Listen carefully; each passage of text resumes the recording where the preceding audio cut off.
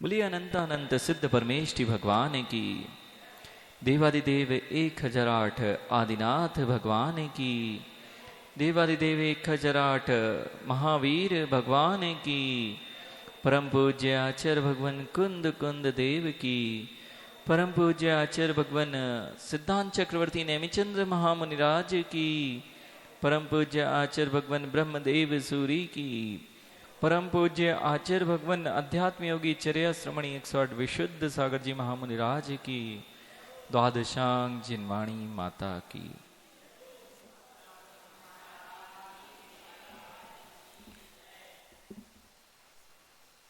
विगत कुछ दिनों से हमने इस वृहद द्रव्य संग्रह नामक महान ग्रंथ के अंतर्गत 9 पदार्थों को समझने का प्रयास प्रारंभ किया है।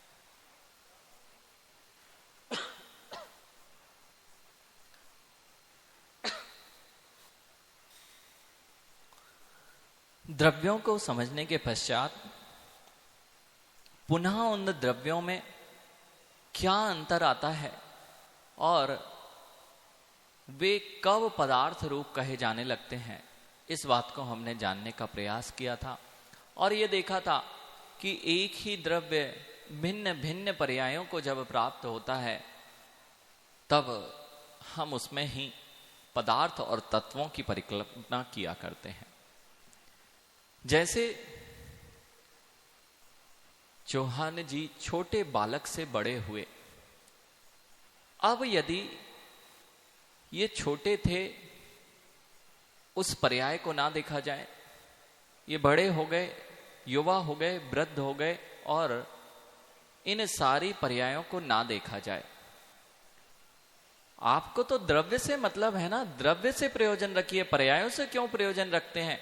पर्यायों को अगर नहीं देखोगे तो फिर जो बचपन की पसंद थी, बचपन में गटागट खा लिया करता था जीव, अब बुढ़ापे में नहीं खाता। बचपन में खेलने कूदने के लिए वह बाहर जाया करता था, वही द्रव्य है, वही द्रव्य है, वही द्रव्य जब पर्यायों को नहीं देखोगे तो तद जन पर्याय के योग्य तुम्हारे कार्यों में अंतर आ जाता है। अब आपकी पर्याय गोली बिस्किट खाने की नहीं है।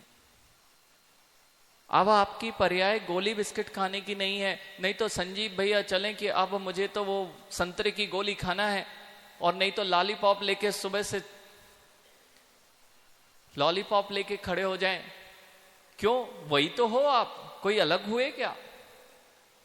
वही संजीव भाई हैं जो छोटे थे तब लॉलीपॉप खा लिया करते थे। देखो अभक्ष चीज है, दृष्टांत को दृष्टांत तक लेना, नहीं तो महाराज जी लॉलीपॉप की सिद्धि नहीं कर रहे हैं। हाँ, सब समझाना पड़ता है, नहीं तो सब गड़बड़ कर देते हैं। तो संजीव भैया पर्याय तो बदली है, और पर्याय के बदलने से तुम्हारे अंदर यह ज्ञान भिन्न भिन्न हो गया है कि किस पर्याय में मेरे लिए क्या उपादेय है और क्या त्यागनीय हो गया। अब आप यदि इस अवस्था में गोली बिस्किट और गटागट की गोली खाएंगे तो वो शोभा को प्राप्त नहीं होता। सत्य है। बस यही तो आचार्य भगवान समझा रहे हैं कि आपने जब सब कुछ समझा दिया था कि द्रव्य तो 6 ही होते हैं, अब 6 द्रव्यों को विशेष विशेष देखने की क्या आवश्यकता है। संजीव भाई तो वे ही थे जो बचपन से अभी तक बड़े हैं, वे ही तो सफेद बाल हुए हैं जिसके काले बाल थे, जिसकी दाढ़ी मूछें नहीं आती थी, अब दाढ़ी मूछें आ गई हैं, अब अंतर आ गया है। और अंतर नहीं मानोगे तो आपकी सारी व्यवस्थाएं नहीं बनेंगी। इसलिए आचार्य भगवंत यहां पर लिख दिए कि जबकि हमने सब कुछ देख लिया फिर भी अभेद न से देखते हैं तो 2 ही द्रव्य दिखाई दे रहे हैं। 9 पदार्थ जो हमने बनाए थे, जब हमने 9 पदार्थों में पुण्य और पाप को आश्रय और बंध में रख दिया तो 7 तत्व बचे, और 7 तत्वों को यदि पुनः हम जीव और अजीव में ही अंतर्निहित कर लें तो मात्र 2 तत्व बचते हैं। तो यहां क्या कह रहे हैं, यथाएव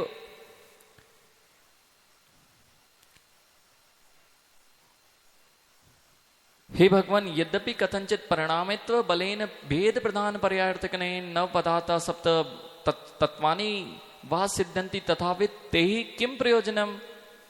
तो इनसे क्या प्रयोजन सिद्ध हो रहा है कि भेद विवक्षा से द्रव्य को हमने 7 तत्व कर दिए और 9 पदार्थ कर दिए, इससे मेरा क्या प्रयोजन सिद्ध होता है। तो यथेव अभेद नयन पुण्य पाप पदार्थ द्वय द्वयास्था स्यांत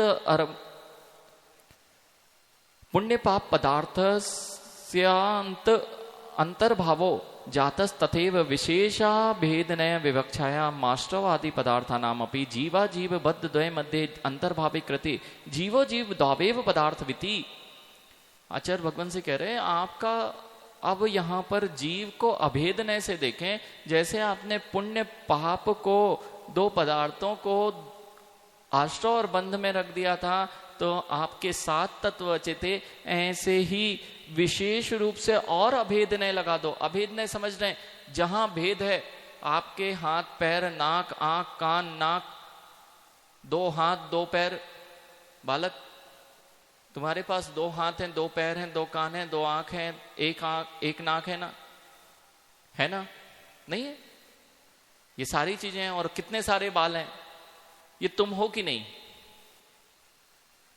कि बाल नहीं हो तुम। बाल कितने हैं, अनेक बाल हैं। तो बाल अनेक होने पर भी तुम एक हो कि अनेक हो। कान 2 होने पर तुम 2 हो कि 1 हो। तो कान तुम हो ना, कान तुम हो कि नहीं, कान तुम नहीं हो, कान तुम हो। तो कान 2 हैं तो तुम 2 कहलाए। 2 हाथ हैं तो तुम 2 कहलाओगे क्या, नहीं। जब हम अभेद से देखते हैं, जब हम भेद नहीं देख रहे हैं तो हमें क्या वस्तु दिखाई दे रही है, पूरा शरीर रूप में पंडित जी दिखाई दे रहे हैं। ये अवयव नहीं दिखाई दे रहे हैं, एकमात्र पूरा का पूरा शरीर दिख रहा है, वह मैं हूं।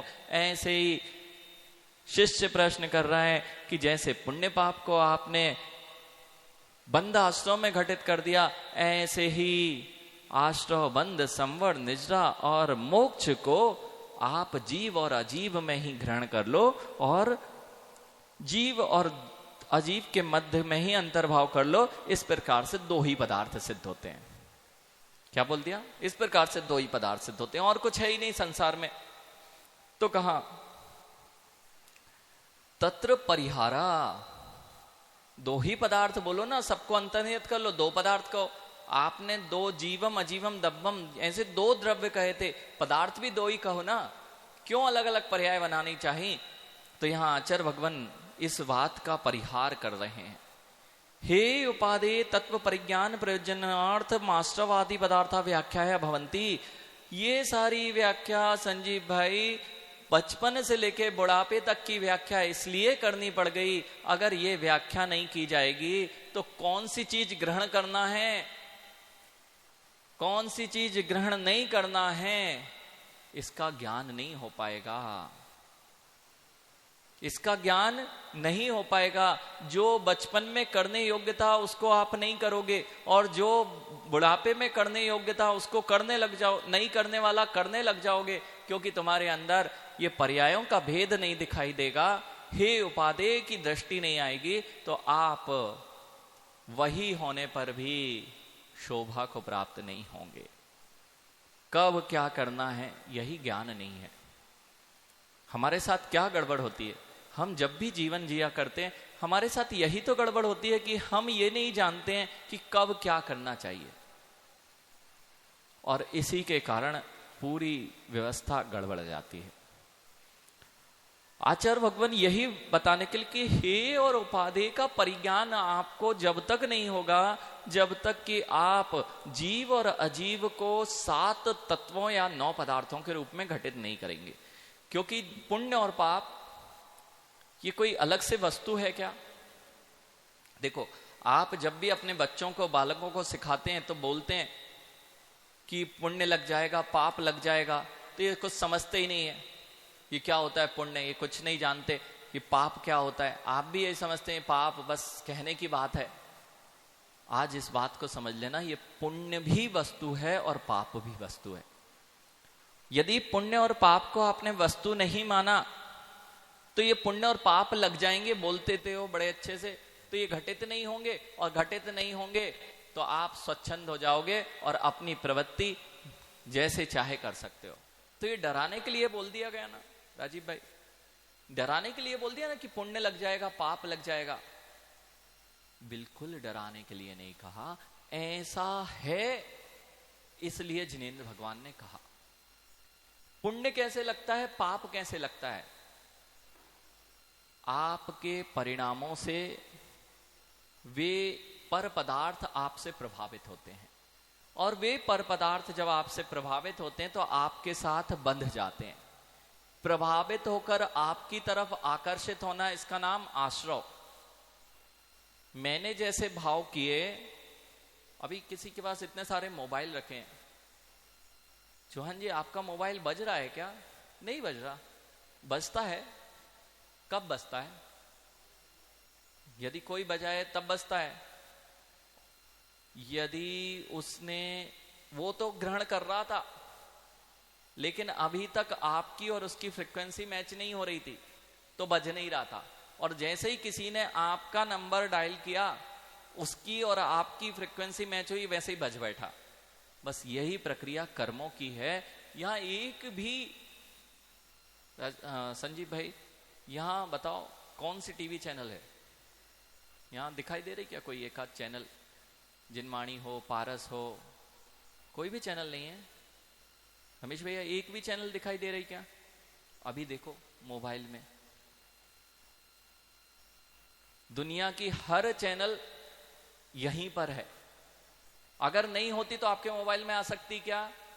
तो हर जगह पे आपकी जो भी चैनल है, जैसे मोबाइल में आप देख लेते हो, तुरंत देख लेते हो, आपको कोई भी तरंगे यहां दिखाई नहीं दे रही हैं। जैसे संपूर्ण संसार में आपको कहीं भी चले जाते हो मोबाइल लेके और कहीं भी वो वीडियो देखने लग जाते हो, कोई भी चैनल खोल लेते हो, क्यों? वहां तरंगे हैं और तरंगों को आप परिवर्तित कर देते हो, और जैसे ही तरंगे परिवर्तित होती हैं आपकी स्क्रीन पर दिखने लगती हैं। जैसे तरंगों से आप मोबाइल में अभी देख लेते हो, बस उसी प्रकार से इस संपूर्ण लोक में कर्म की वर्गणाएं, जैसी ये तरंगे हैं वैसी ही कर्मों की तरंगे भरी पड़ी हैं।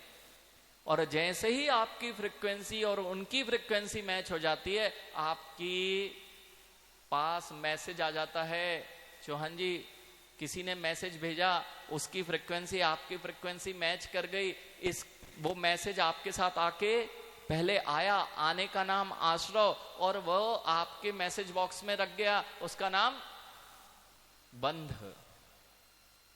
अब कौन सी तरंगे दिख रही हैं? कोई तरंगे दिख रही हैं क्या? कोई चीज, कोई तरंगे तो मैसेज के रूप में आ रही हैं पंडित जी, कोई तरंगे वीडियो के रूप में दिखाई देती हैं, कोई तरंगे ऑडियो के आवाज के रूप में, ध्वनि के रूप में रहती हैं। जैसे वह तरंगे यहाँ पर हैं और अलग अलग आपके मोबाइल में आ रही हैं, वैसे ही संपूर्ण जगत में कारमान वर्णाएं हैं जो आपके भावों से आत्मा में परिस्पंदन होता है, फ्रीक्वेंसी जनरेट होती है। उस फ्रीक्वेंसी के कारण वे आपके आत्मा में जैसे आया है वैसा आश्रव होता है, और वो आपके साथ बहुत समय के लिए बाउंड हो जाता है, उसका नाम बंध है। अब बताओ, कुछ चीजें, अच्छी अच्छी तस्वीरें देखोगे, अच्छी तस्वीरें देखोगे तो अच्छी अच्छी तस्वीरें आएंगी, और यदि बुरी बुरी तस्वीरें देखोगे तो बुरी बुरी चीजें आपके मोबाइल में आएंगी। इसी तरह शुभ भाव करता है जीव तो तरंगे पुण्य रूप में आती हैं, पुण्य रूप में बदल जाती हैं, और जब जीव अशुभ भाव करता है तो वही की वही तरंगे अशुभ रूप में परिणमन करती हैं, उसका नाम पाप है। इसलिए पुण्य पाप हुआ नहीं है। जो ये समझते हैं बच्चे नहीं समझ पाते कि ये पुण्य और पाप क्या होता है। डराने के लिए है क्या पुण्य पाप? जो चीज आएगी वही देख पाओगे। जो चीज आएगी चौहान जी, आपके मोबाइल में यदि कोई मैसेज आया है वही तो दिखेगा ना, और जो आया ही नहीं है वो दिख सकता है क्या?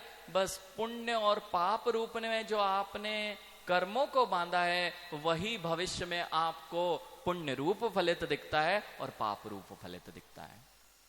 ये पूरी प्रक्रिया कर्म सिद्धांत की है। ये तरंगे कारमाण वर्गणाएं आपके मन वचन के परिस्पंदन से और आपके साथ में आ जाती हैं, चिपक जाती हैं और बहुत लंबे समय तक आपके साथ बनी रहती हैं। ये सारी कर्म व्यवस्था है और इसी का फल भोगते भोगते जीव अनादिकाल से आज तक अनंत समय बिता चुका है। अब देखो, पुण्य और पाप ये दो चीजें अगर नहीं बनाओगे तो कौन सा मैसेज डिलीट करना है और कौन सा रखना है, इसको समझ पाओगे क्या? तरंगे ही हैं, सारी तरंगे हैं। कौन सा वीडियो देखना था, कौन सा नहीं देखना था, आपने ही ट्यून किया था। ऐसे ही आप अपने भावों से कौन से कर्म का आश्रय बंध करना है और किन कर्मों का आश्रय बंध रोकना है, ये सारा का सारा निश्चित होता है आपके भावों से।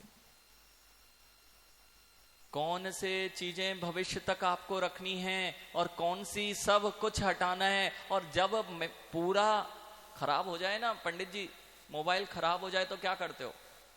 फिर वो भेज देते हो कि भैया अब इसमें जो जो है सब हटा दो, तो हो सकता है चालू हो जाए, सब डिलीट कर देते हैं।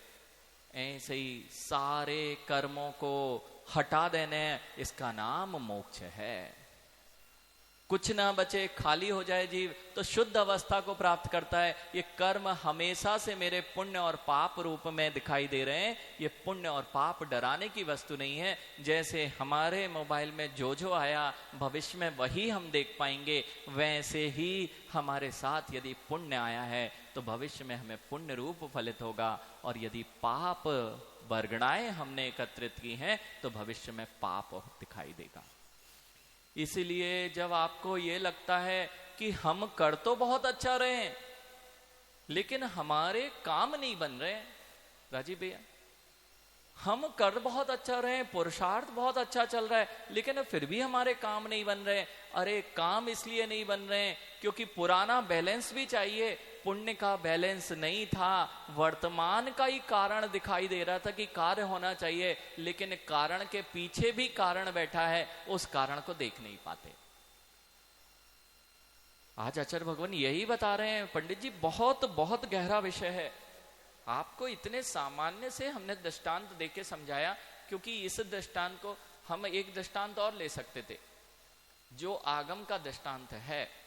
राजीव भैया आश्रव बंध संवर निद्रा ये आगम का दृष्टांत है तो सब पुद्गल और जीव के भेद, फिर भी आगम में जो दृष्टांत दिया आश्रव बंध संवर निद्रा के लिए, एक नाव है, नाव में छेद हो जाए, पानी का आना, इसका नाम आश्रव है, यानी कर्मों का आना आश्रव है।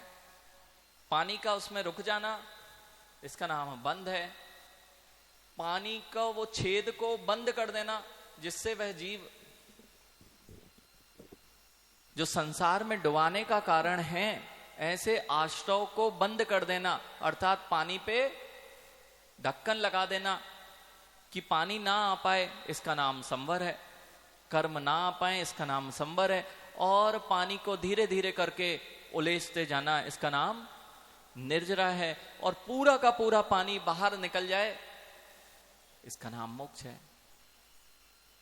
ये तो सबने जान लिया, लेकिन हमने अभी आपको, अब ये आते भी हैं या नहीं आते कर्म कि ये दृष्टांतवाद दिया है, तो हमने इसलिए बताया जैसे कोई भी तरंगें अभी दिखाई नहीं दे रही हैं, पूरी तरंगें आपको प्रभावित कर रही हैं। आपको पता ही नहीं है, प्रकाश की तरंग भी आपको प्रभावित कर रही है। अभी सूरज उदय है तो आप प्रभावित हो रहे हो, और यहां पर ये पंखे चल रहे हैं, उसकी वर्गणाओं से भी आप प्रभावित हो रहे हो। आप अपने बाजू वाले की वर्गणा से भी प्रभावित हो रहे हो। आप आपके बाजू में इंद्र कुमार जी बैठे हैं, रमेश भैया, उनकी वर्गणा से प्रभावित हो रहे हो।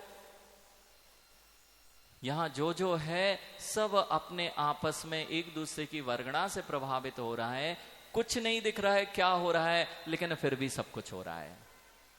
ऐसे ही कर्मों की प्रक्रिया चल रही है, एक भी समय ये बंद नहीं होती और अनंत अनंत कर्म के परमाणु हमारे साथ आकर जुड़ जाया करते हैं। अब यहां देखना है मुझे करना क्या है। मैंने 7 पदार्थ बना दिए, 9 पदार्थ बना दिए, अब करूं क्या? तो आचार्य भगवान कह रहे हैं जैसे हे उपादेय की व्याख्या करना है। पानी है ना, आना भी पानी है, रुकना भी पानी है, और पानी का निकल जाना भी पानी है, और पूर्ण रूप से निकल जाना भी पानी है। ये सब पानी है ना। पानी और नाव का खेल चल रहा है। नाव को जीव मान लीजिए और कर्मों को पानी मान लीजिए। तो जब नाव और कर्म पानी दो का ही काम था तो इतना सब कुछ क्यों बताने की? दो ही बातें कहो, पानी है और नाव है, पानी है और नाव है। ये शिष्य ने प्रश्न किया, बेटा यहां प्रश्न क्या किया कि बहुत सारे भेद करने से क्या जरूरत है? तुम आंख भी है, नाक भी है, कान भी है, मुंह भी है, हाथ भी है, पैर भी है, इनको भेद मत करो। भेद नहीं करोगे तो यदि कोई वस्तु उठानी है तो कान से उठाओगे कि नाक से उठाओगे? भेद नहीं करना, शरीर एक ही है तो जाओ और कान से उठा के ले आओ।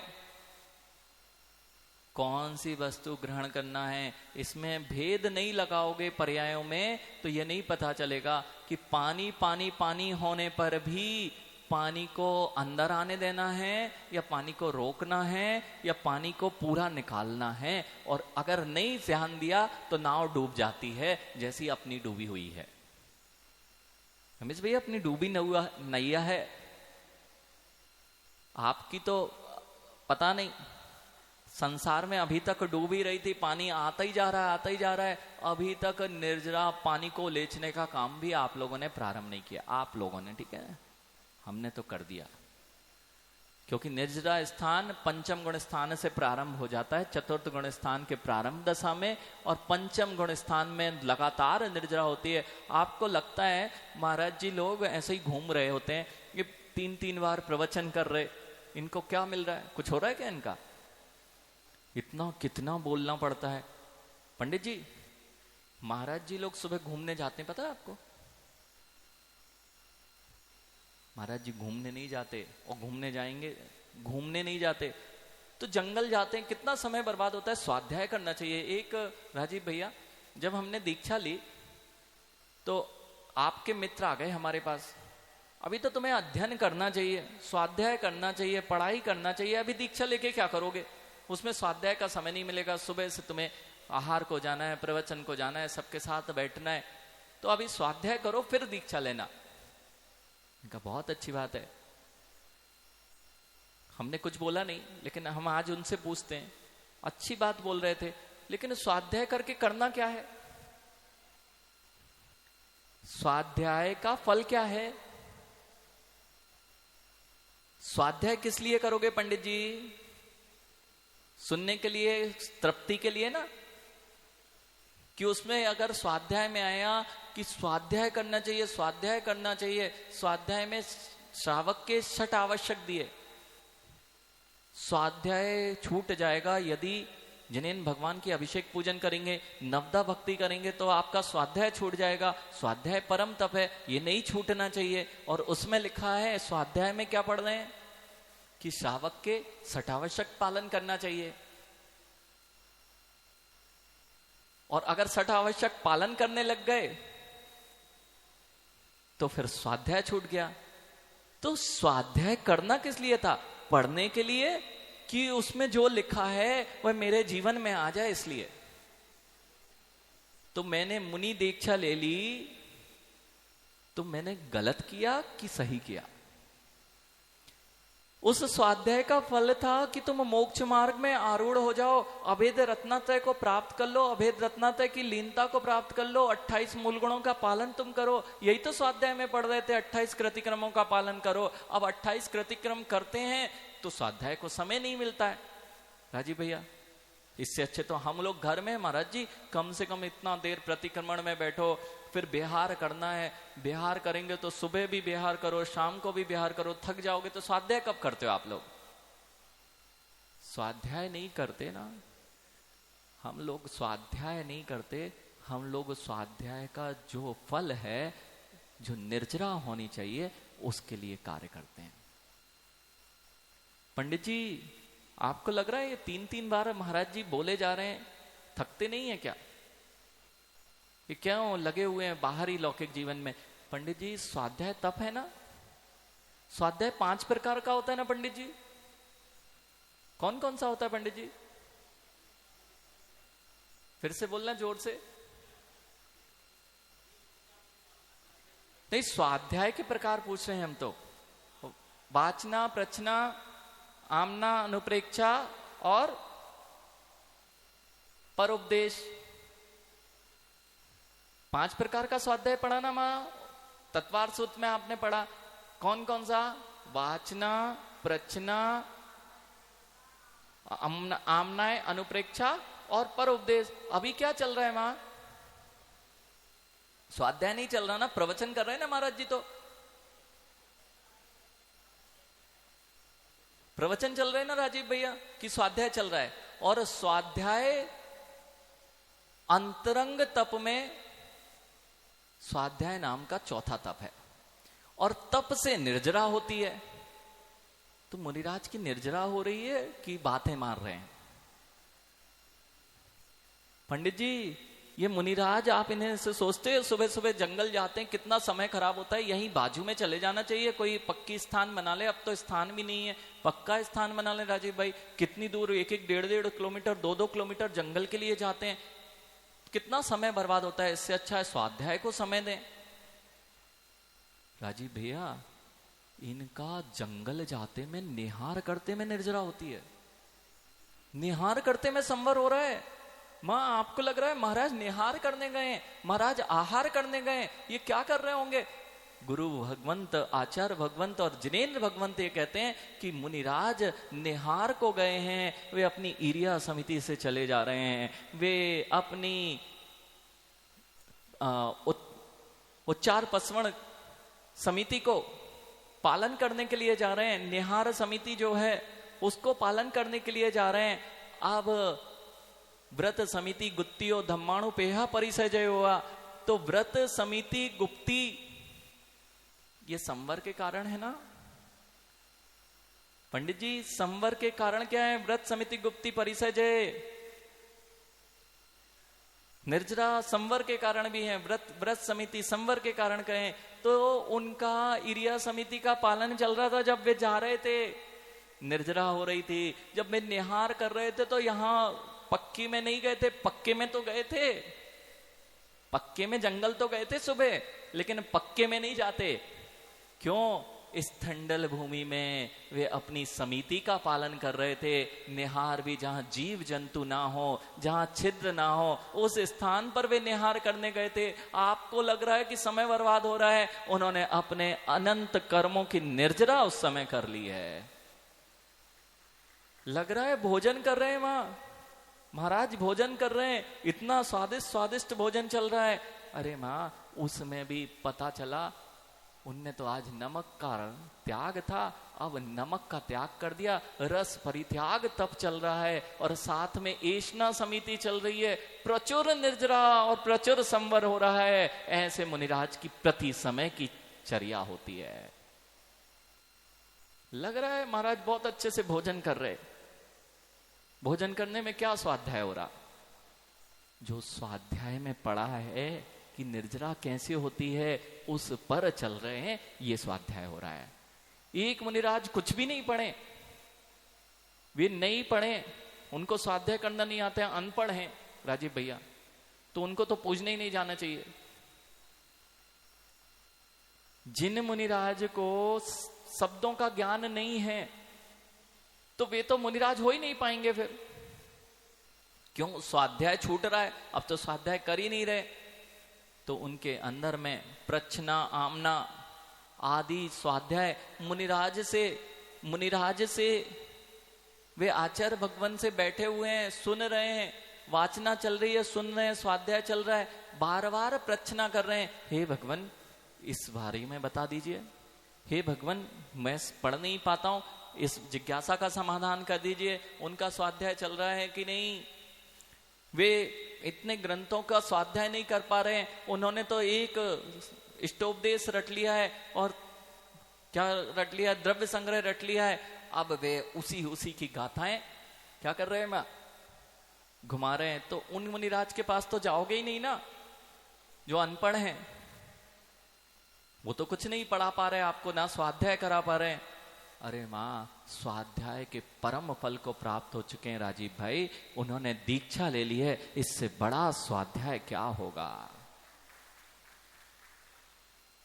पूरे संसार में तुम क्यों नहीं छोड़ पा रहे? अरे राग बैठा है इसलिए तो संसार नहीं छूट पा रहा है। कितने ही अच्छे प्रवचन कर लेना, कितने ही पंचम गुण स्थान में आप अच्छी चर्या का पालन कर लेना रमेश भैया, लेकिन घर क्यों नहीं छूट रहा?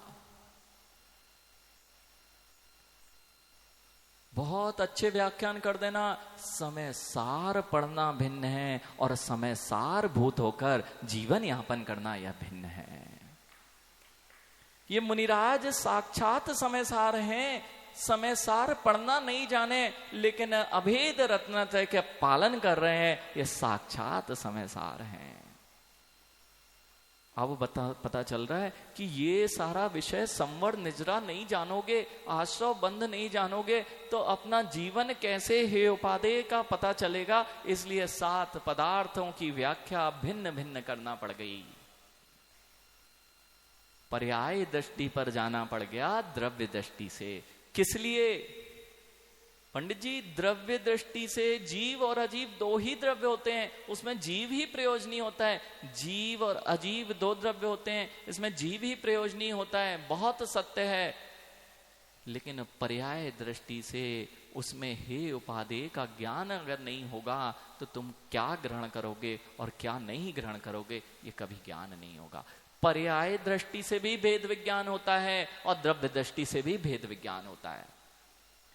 और ये कहें कि एक दृष्टि से कभी भेद विज्ञान नहीं होता है, द्रव्य और पर्याय कभी भी एक दूसरे से पृथक नहीं रहते हैं। इसलिए द्रव्य गुण पर्यायवत, गुण पर्यायवत द्रव्यम, गुण की ओर दृष्टि जाए, पर्याय की ओर दृष्टि जाए या द्रव्य की ओर दृष्टि जाए, तीनों ही आपके रत्नात्रय के पालन का कारण बन सकते हैं। बात समझ में आ रही? मुनिराज फालतू बैठे हैं, लग रहा है शांत बैठे, आप लोग को लगता है कितने निकम्मे हैं, कुछ काम नहीं। एक जन तो आए, संजीव भाई आप जैसे ही कोई होंगे, महाराज को कोई काम नहीं है। हम बुरा नहीं मानना, और मान भी जाओगे तो क्या कर लोगे, कोई बात नहीं। हाँ, जिनको चौहान भैया इधर मठ बना के रहना हो, अब 5 साल 15 साल संजीव भाई के धर्मशाला में रहना हो, तो संजीव भाई कुछ कहें तो उनकी बजानी पड़ेगी। अब इन मुनिराजों को तो ये ना रोक पाएंगे, ले तो आए तो इसलिए मैंने कहा कि बुरा मानो तो बुरा मान भी जाओगे तो मुनिराज को कोई फर्क नहीं पड़ना, इनको तो चले जाना है, आपके साथ रुकना ही नहीं है। तो यहां पर ये बात चल रही थी कि संजीव भैया आप जैसे एक मुनिराज आचार्य भगवान के पास आए, कहते महाराज, पहले तो एक भिन्न आए, वे कहते महाराज इतने अच्छे अच्छे युवा कहाँ से पकड़ लाए, हमारी लड़कियों को नहीं मिल रहे, आप मुनि बना के बिठाल दिए। फिर दूसरे एक और महान आए, पंडित जी एक और महान आए, महाराज जी इन युवाओं का जीवन खराब हो रहा है। जो मुनिराज सब युवा हैं, पूरे संघ में आप जाके देखेंगे तो सारे युवा मुनिराज हैं। तो वो कहते हैं आचार्य भगवान से, आचार्य भगवान इन युवाओं का जीवन, इनकी शिक्षाएं खराब हो रही हैं, इनको लैपटॉप और कंप्यूटर दिला दो तो ये कुछ करने लगेंगे।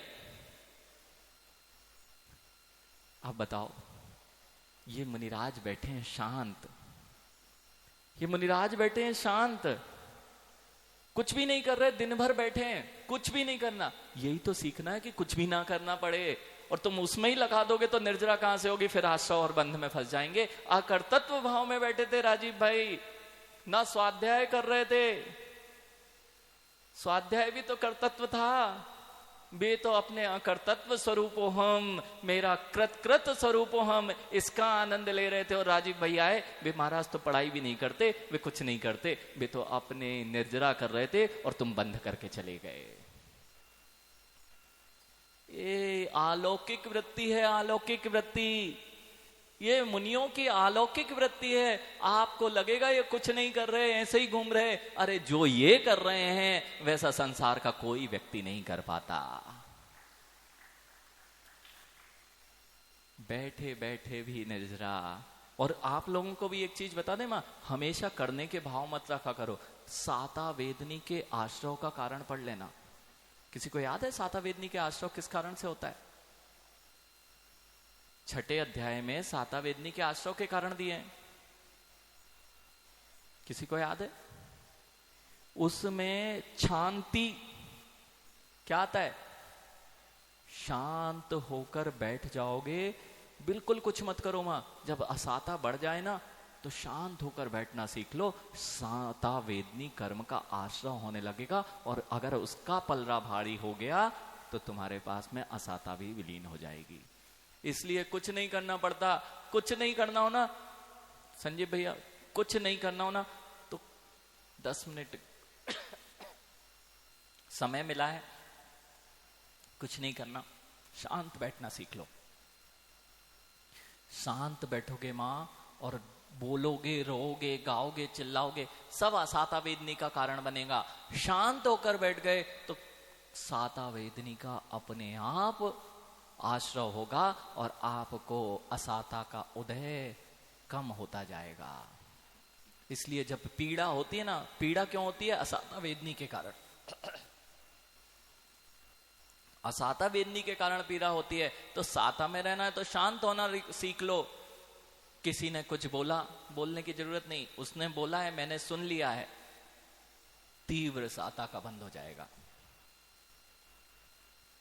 किसी ने कुछ बोला, हमें गुस्सा भी आ रही, 2 मिनट बाद देखते हैं क्या होता है। उस समय शांति रख लो, तीव्र साता वेदनी कर्म का आश्रय हो जाएगा। ये सब अभी आने वाला है। ये प्रकरण जब आगे आगे पढ़ेंगे, इतना विस्तार है इसका कि एक एक पर विस्तार करते जाएंगे तो बहुत अधिक विस्तार हो जाएगा। अब यहां पर समय आपका हो गया है, लेकिन यहां पर क्यों व्याख्या की? संजीव भाई, पहली बार द्रव्य और तत्वों को और पदार्थों को सुन रहे होगे आप। अब समझ में आ रहा है क्या लिखा है जिनवाणी में, इतना क्या महाराज लोगों को क्या करना पड़ता है। ये इन सारी व्याख्याओं को समझने के लिए दिन भर लगाते हैं। आप लोग दुनिया के किसी भी साधु के पास चले जाना राजीव भाई, कितने ही साधक हों, कितने ही श्रावक हों, और श्रावक असंयमी है तो वो तो सामायिक करने भी नहीं बैठ रहा है। ऐसे ही जगत का कोई साधु है, किसी के यहां नहीं बोला कि 3 टाइम ध्यान लगाना है तुम्हें। कहीं नहीं बोला चौहान जी कि 3 टाइम ध्यान लगाओ। यहां प्रत्येक मुनिराज को 3 घंटे तो ध्यान में ही व्यतीत करना है। नियम है, नियम सामायिक करना ही है। अंतर मुहूर्त 48 मिनट, 2 घड़ी की सामायिक सुबह करते हैं, 2 घड़ी की शाम को करते हैं, और 2 घड़ी की रात्रि में किया करते हैं। जब आप सोते हो ना मां, तब हम लोग उठ जाते हैं। जब आपको बहुत अच्छी नींद आती है ना 3 बजे सुबह सुबह, तब मुनिराज तत्व का चिंतन किया करते हैं। हो अर्ध निशा का सन्नाटा, वन में वनचारी चरते हो, तब शांत निराकुल मानस तुम तत्वों का चिंतन करते हो। चौहान भैया, जब आप हम लोगों को देखते हो ना सुबह 5:30-6 बजे, तब हमारा आधा दिन निकल चुका होता है। और इन बच्चों से मिलो, ये तो 10-11 बजे उठते हैं, तब मुनिराज कितना कुछ कर चुके होते हैं, अपने जीवन में कितने कर्मों की निर्जरा कर चुके होते हैं। ये है दिगंबर योगियों की चर्या। इसी का नाम है अलौकिक वृत्ति। जब मां पूरा संसार सोता है तब ये जागते हैं, और जहां तुम जागते हो वहां ये सोते हैं। महाराज जी आप सोते हो? हाँ, जिन पंच इंद्रिय विषयों में आप जागा करते हैं, ये मुनिराज उन पंच इंद्रिय विषयों में सुप्त रहते हैं। और जिन पंच इंद्रिय विषयों में आप उत्साह से भाग लिया करते हो, उनमें ये सुप्त रहते हैं। और जहां आप सुप्त रहते हो वहां मुनि जागृत रहते हैं, प्रत्येक चर्या क्रिया में जागृत रहते हैं। ये होते हैं दिगंबर मुनिराज, ये होते हैं सच्चे गुरु। इसलिए कोई भी मुनिराज हो राजीव भैया, पहले, सबसे पहले जाना और नमस्कार करना, वंदना करना। तुम्हारी निर्जरा और बंद आप जानिए, लेकिन मैंने तो आपको नमस्कार करके अपने शुभ का ही आश्रय किया है और अपना मोक्ष मार्ग प्रशस्त किया है। वे तो एक सामयिक करेंगे और तिर जाएंगे। मां, कभी मत देखना कौन से मुनिराज कौन सी चर्या कर रहे या नहीं कर रहे। उनने तो दोष लगाया तो उनके प्राश्चित हैं। आचार्य भगवत ने मूल गुणों में दोष के भी प्राश्चित दिए हुए। वे तो अपने गुरु से शाम को लेके प्राश्चित शुद्ध हो गए और सामयिक में बैठे सारे कर्मों की निजरा कर दी, और हमने इसको प्रचार प्रसार करके और उनके प्रति अश्रद्धान करके अनंत संसार का बंध कर लिया। इसलिए राजीव भैया, कभी परीक्षा नहीं करना चाहिए। मेरा घाटा जहां हो वहां मैं परीक्षा करने बैठूंगा तो बहुत मुश्किल हो जाएगी। सबसे पहले दिगंबर मुद्रा, पिछी कमंडल दिखे, आपका काम है नमस्कार करो और अपने संवर निर्जरा तत्व के लिए अपना मार्ग प्रशस्त करो।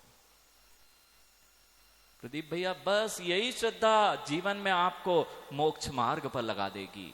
और जिसने देखा, अरे ये मुनिराज क्या कर रहे, वो सीता के जीव से मिल लो। आज ही तो महाराज जी ने सुबह कहानी सुनाई थी। उनने देख लिया कि ये क्या कर रहे हैं, वे तो तत्व चर्चा ही कर रहे थे, लेकिन तुम्हारी दृष्टि इतनी खोटी है कि मुनिराजों में दोष देखने लगे। अब तुम और क्या करना चाहते हो? दृष्टि खोटी वाला है, चील है, दृष्टि खोटी है, नीचे मांस का पिंड देखता है। मक्खी है, दृष्टि खोटी है, मिठाई रखी है और मल पड़ा है, मल ही दिखाई देता है। ऐसे ही जिनकी दृष्टि में गुरुओं के ऊपर भी दोष आरोपण की दृष्टि है, उनकी दृष्टि या तो चील की है या फिर मक्खी की है।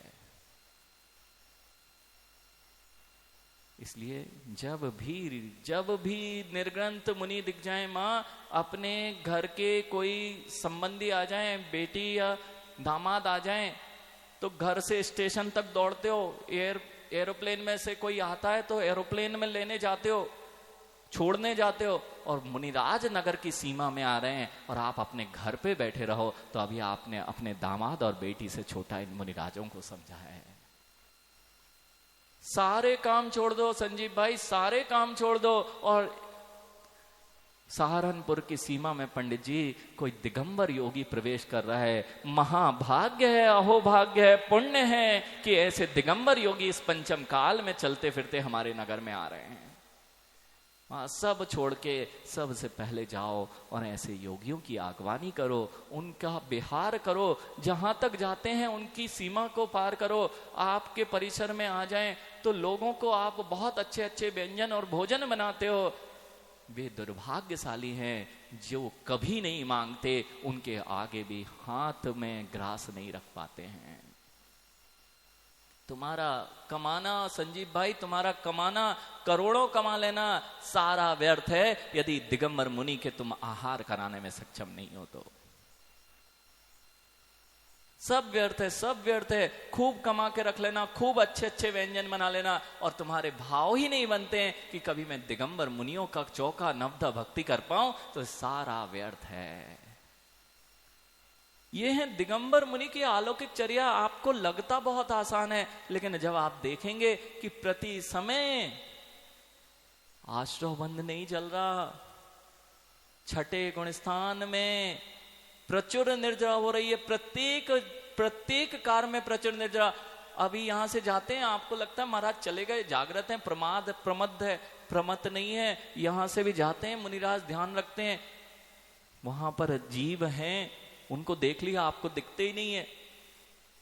उन्होंने वहां से निकले और धूप में जाना था, अपने शरीर का मार्जन कर लिया कि कहीं छाया के जीव संजीव भैया धूप में जाके मर ना जाएं। आपको पता ही नहीं चला, उनने प्रचुर निर्जरा कर ली, वे पूरे जीवों की रक्षा कर लिए। अपने ऊपर से पिछी फैरारी है, उन्होंने छाया के जीव छाया में छोड़ दिए हैं और धूप के में जिससे वो मर ना जाएं, और धूप से छाया में गए तो पुनः पिछी कर ली, आपको पता ही नहीं चला क्या हो गया। ये है दिगंबर मुनियों की अलौकिक वृत्ति। ये सब क्यों समझ रहे हैं? ये सब आपको इसलिए समझना पड़ेगा कि कौन सा आश्रय, कौन सा बंद, कब संवर और कब निर्जरा होती है। मात्र जीवों के परिणाम ही जीव को संवर, निजरा, मोक्ष और बंध आश्रव कराने वाले होते हैं। आपका समय हो गया, आगे देखेंगे कि कौन से कारण क्या किसके होते हैं। ये सारा विषय आचार्य भगवान स्वयं यहाँ पे उल्लेखित करने वाले हैं। बोलिए आचार्य प्रभर विशुद्ध सागर जी महामुनिराज की जय।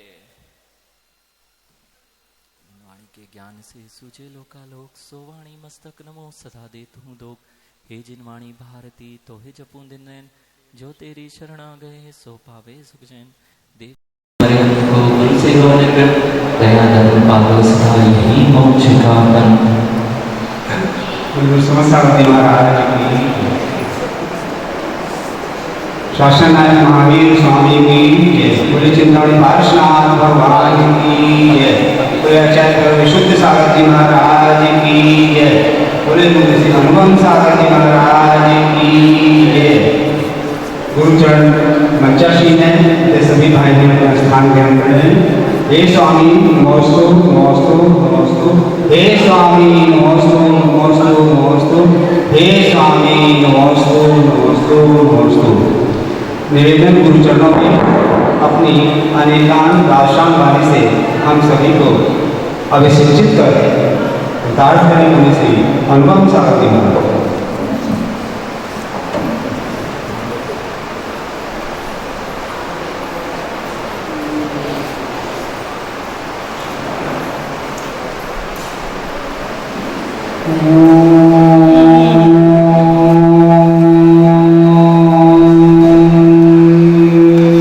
नमः सिद्धेभ्यः